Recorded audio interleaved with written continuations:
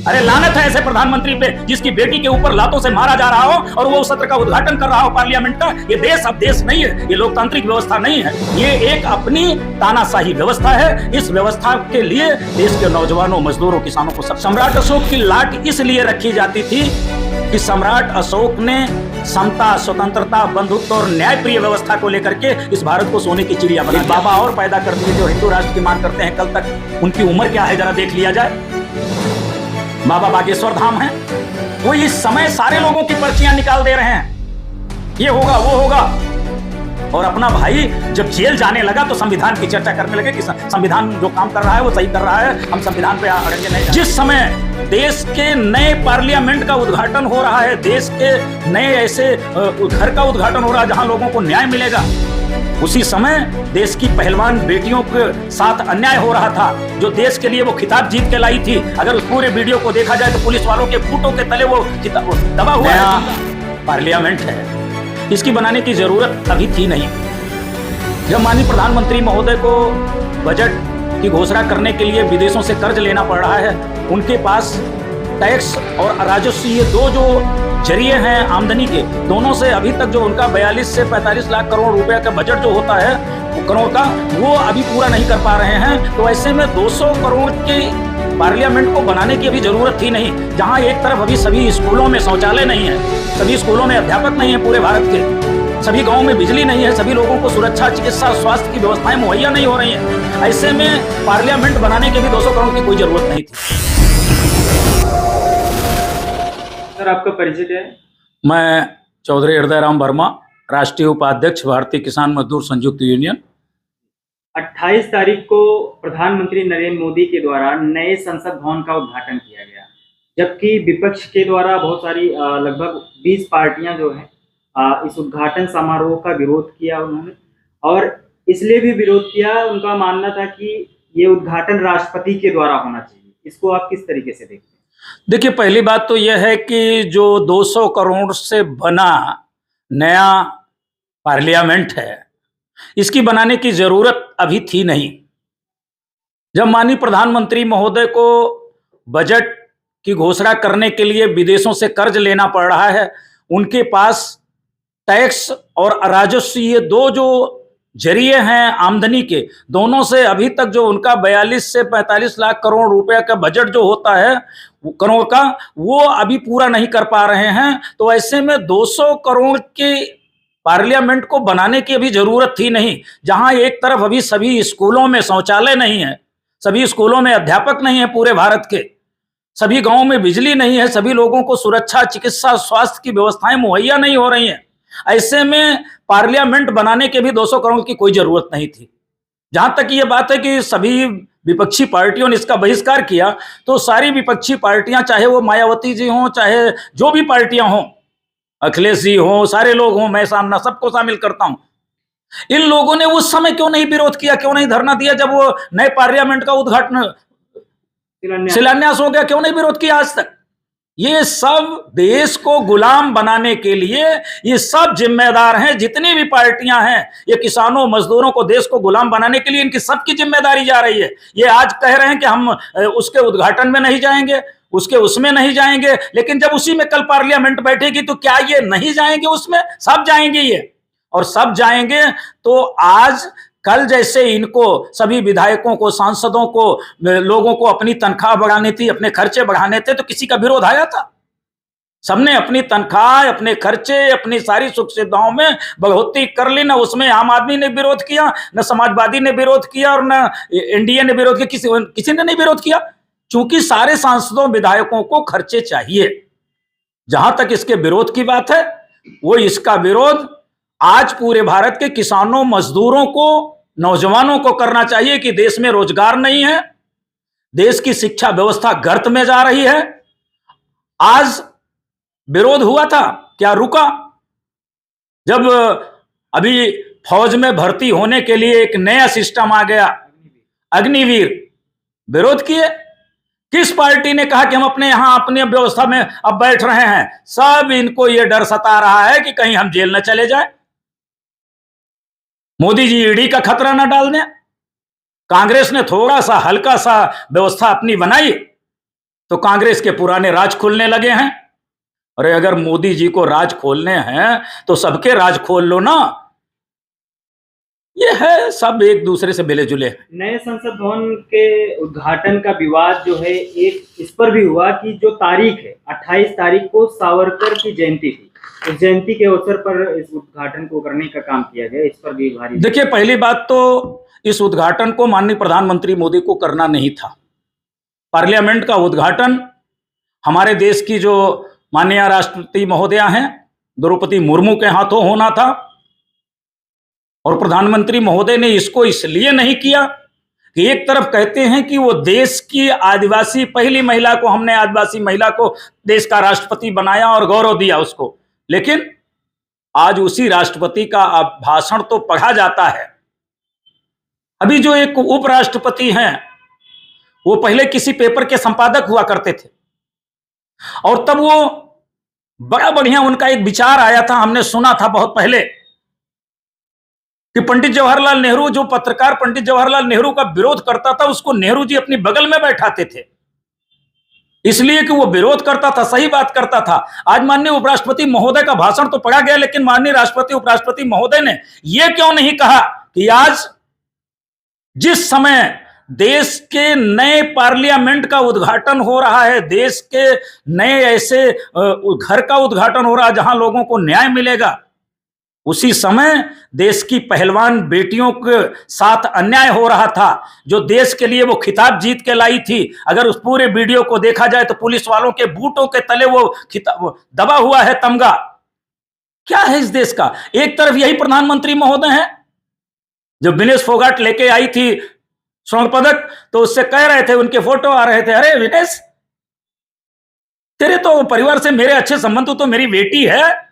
अरे लानत है ऐसे प्रधानमंत्री पे जिसकी बेटी के ऊपर लातों से मारा जा रहा हो और वो उस सत्र का उद्घाटन कर रहा हो पार्लियामेंट का। ये देश अब देश नहीं है, ये लोकतांत्रिक व्यवस्था नहीं है, ये एक अपनी तानाशाही व्यवस्था है। इस व्यवस्था के लिए देश के नौजवानों, मजदूरों, किसानों को सबको इसका विरोध करना पड़ेगा। देश, भारत देश लोकतांत्रिक देश है, और अभी एक मुद्दा इस पर भी गरमाया हुआ है कि जो राजशाही एक प्रतीक था, राजदंड, सिंगोल, और उसको भी स्पीकर के बगल में स्थापित किया जाएगा, स्पीकर के चेयर के बगल में उसको स्थापित किया जाएगा। जबकि ये प्रथा जो थी, जब सत्ता का स्थानांतरण होता था तो राजशाही व्यवस्था में इसको पालन किया जाता था। तो आज लोकतांत्रिक देखो, इसके लिए मैं इतना कहना चाहूंगा, जहां तक मेरी अपनी समझ है वो ये है कि जब देश 1947 में आजाद हुआ और पंडित जवाहरलाल नेहरू प्रधानमंत्री बने, तो उस समय भी कुछ लोगों ने इस सिंगोल को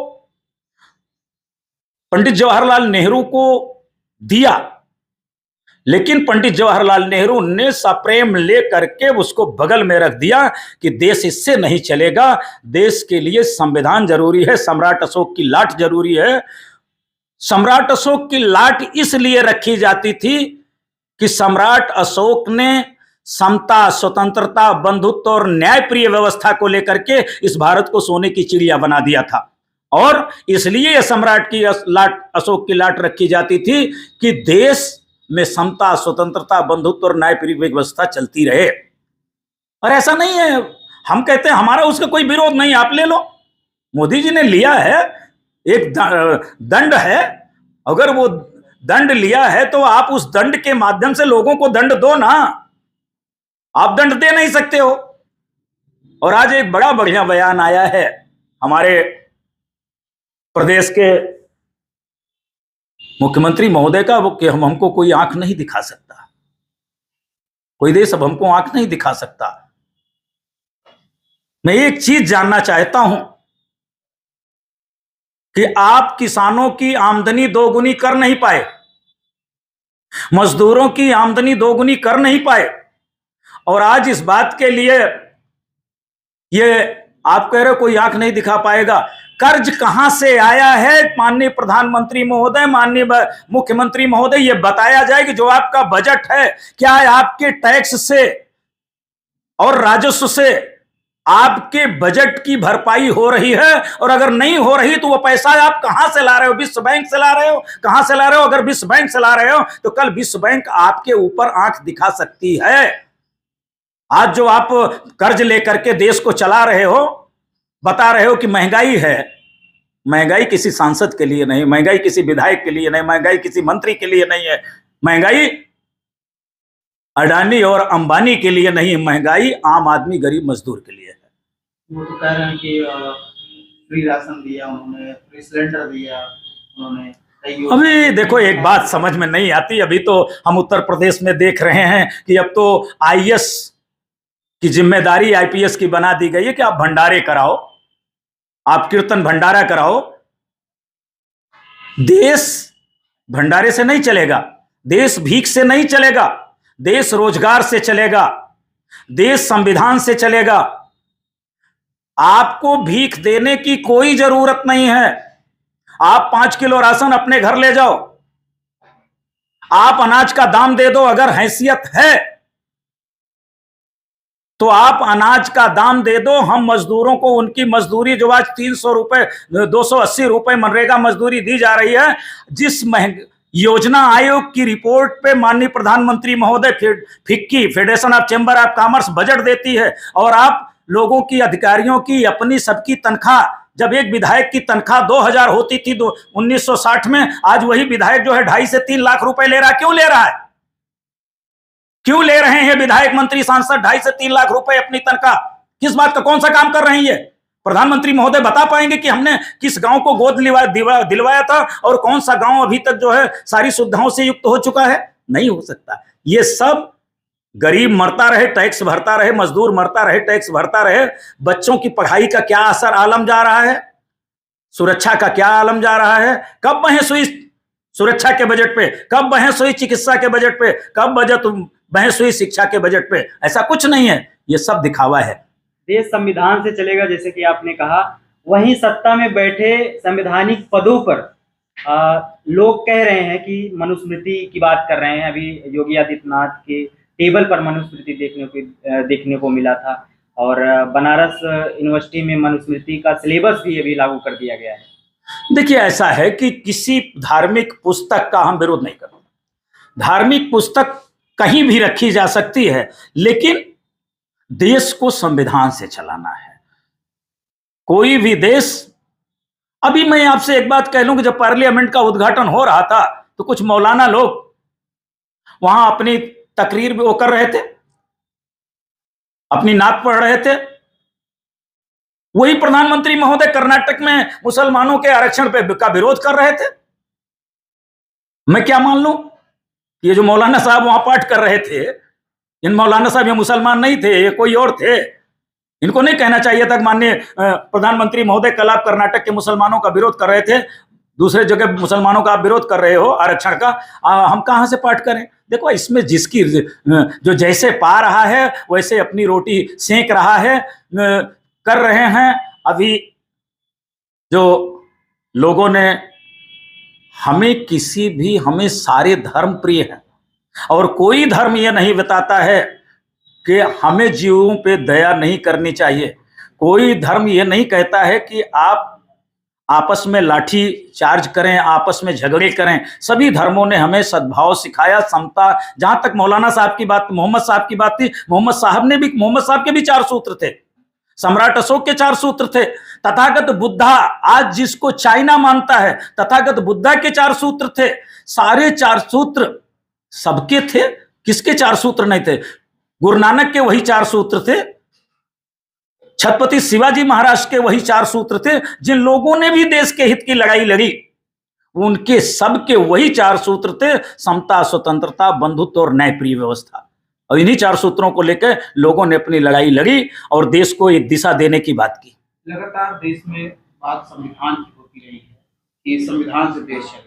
इसके दौरान जो ये घटना, जो ये 28 तारीख की उद्घाटन हुआ नए संसद भवन का, इसमें जो सिंबल रखा गया, क्या ऐसा नहीं लगता, क्योंकि बीच में लगातार कई लोगों के द्वारा हिंदू राष्ट्र की मांग की गई, तो क्या ऐसा नहीं लगता कि चोल वंश का ये सिंबल ला करके प्रस्थापित करने की व्यवस्था है? देखिए, जो एक हिंदू राष्ट्र की बात करते हैं, वो हिंदू राष्ट्र की बात करने वाले कुछ तथाकथित बाबा लोग हैं, और एक नया बाबा पैदा किया गया है सरकारों द्वारा, अब हास्यास्पद तो लगता है कि जब मध्य प्रदेश का गृह मंत्री बैठा हो और उसके सामने एक कथावाचक कह रहे हो कि बच्चे जो साल भर नहीं पढ़े हैं वो बेलपत्र ले लें और बेलपत्र के पिछले हिस्से में शहद लगाएं और ले जाके शिवलिंग पे चिपका दें, जाके पढ़े, एग्जाम दें और पास हो जाएंगे। और वो मध्य प्रदेश का गृह मंत्री बैठा हो और वो एक शब्द भी ना कहे कि बच्चे कैसे पास हो जाएंगे। नंबर 2, इस देश में इसीलिए एक बाबा और पैदा कर दिए जो हिंदू राष्ट्र की मांग करते हैं। कल तक उनकी उम्र क्या है जरा देख लिया जाए। बाबा बागेश्वर धाम है, वो इस समय सारे लोगों की पर्चियां निकाल दे रहे हैं, ये होगा वो होगा। और अपना भाई जब जेल जाने लगा तो संविधान की चर्चा करने लगे कि संविधान जो काम कर रहा है वो सही कर रहा है, हम संविधान पे अड़ंगे नहीं डालेंगे। एक तरफ हिंदू राष्ट्र की मांग करते हैं और एक संविधान की चर्चा करते हैं। आईपीसी लिखी जाएगी तो संविधान से लिखी जाएगी, आईपीसी किसी धर्म के उस पर नहीं लिखी जाएगी। तो मेरा यह मानना है कि आज की डेट में मैं निवेदन भी करूंगा माननीय प्रधानमंत्री महोदय से, सारे लोगों से, कि ये देश, ये जो पैसा 200 करोड़ आपने पार्लियामेंट में लगाया है, आपका पैसा नहीं था। ये पैसा देश के करोड़ों करोड़ लोगों के टैक्स का पैसा था, जिसको आपने सही दिशा में न लगा करके, जहां इसकी जरूरत नहीं थी वहां लगा करके आपने सारे देशवासियों का अपमान किया, सिर्फ इसलिए कि मेरा नाम स्वर्णाक्षरों में लिख दिया जाए। बस इसके पीछे कोई वो नहीं है। और ये सारी राजनीतिक पार्टियां देश में हो रहे अन्याय, गरीबों के साथ, किसानों के साथ, मजदूरों के साथ, कल कहां थी आम आदमी पार्टी दिल्ली की?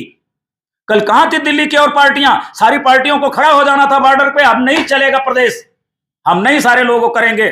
तो भैया ये सारे लोग जिम्मेदार हैं। ये गरीबों और मजदूरों को पार्टियों बेस पे लगा करके और हिंदू मुसलमान के नाम पे लगा करके 3 मुद्दे सरकार के पास रह गए हैं। एक मुद्दा है हिंदू मुसलमान, एक मुद्दा है पाकिस्तान, बाकी इन लोगों के पास कोई मुद्दा अब नहीं बचा है। और हो सकता है कि 6 महीने के अंदर अंदर अर्थव्यवस्था जिस तेजी से गिरने जा रही है उसके लिए कौन जिम्मेदार होगा? उसके लिए भारत का किसान जिम्मेदार होगा।